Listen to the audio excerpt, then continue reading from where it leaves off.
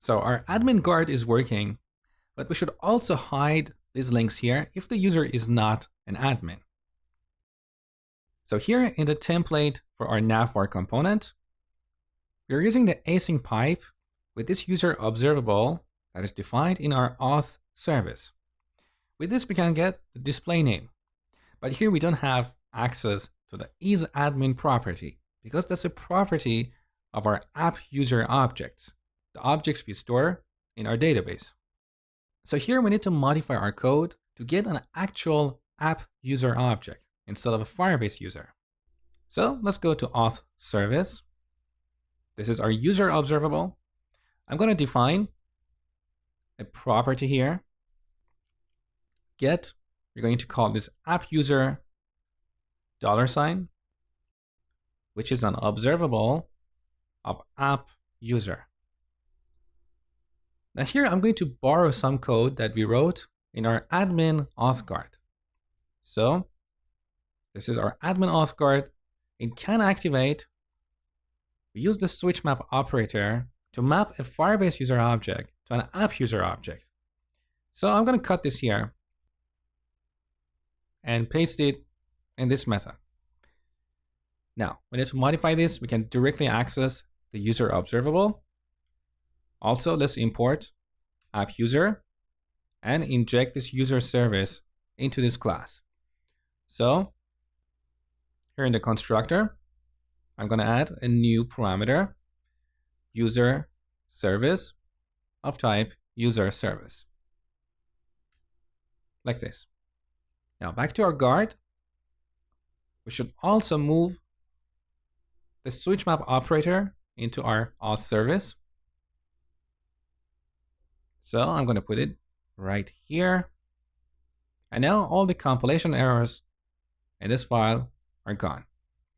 So we have a proper observable that returns our app user objects. And we can reuse this in two different places. We can use it in our admin auth guard as well as our navigation bar. So here I'm going to modify this and return this.auth.appUser. We simply map this to a boolean which is based on the value of the isAdmin property.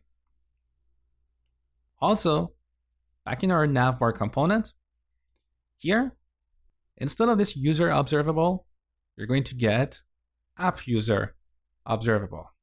And then we need to change this property to name and also apply an ngIf on these two links and render them if isAdmin is true. Now we can apply ngIf directly on each of these links, but that code looks repetitive. So I would rather to create an ng container here and apply the ngIf directive. So if user.isAdmin is true, then we're going to render these two links like this. Now, if we run our application at this point, the browser is going to crash. It's going to freeze. Why? The reason for this is because when we use this async pipe, every time there is a new value in this observable, Angular is going to run change detection. So it thinks something is modified, the state of the application is changed. So it's going to walk down this tree of objects here and re-render them. Now the tricky situation here is that in this property, we have used switch map operator. Let's have a look.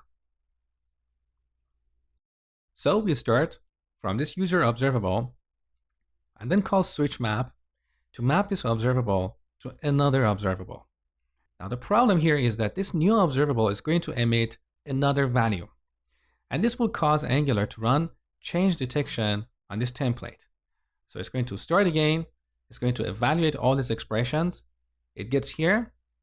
So it tries to apply the async pipe on this observable, which means we go back to our auth service. Again, we start here and get a new value. And then from there, we start here, get a new value, and then map it to a new observable.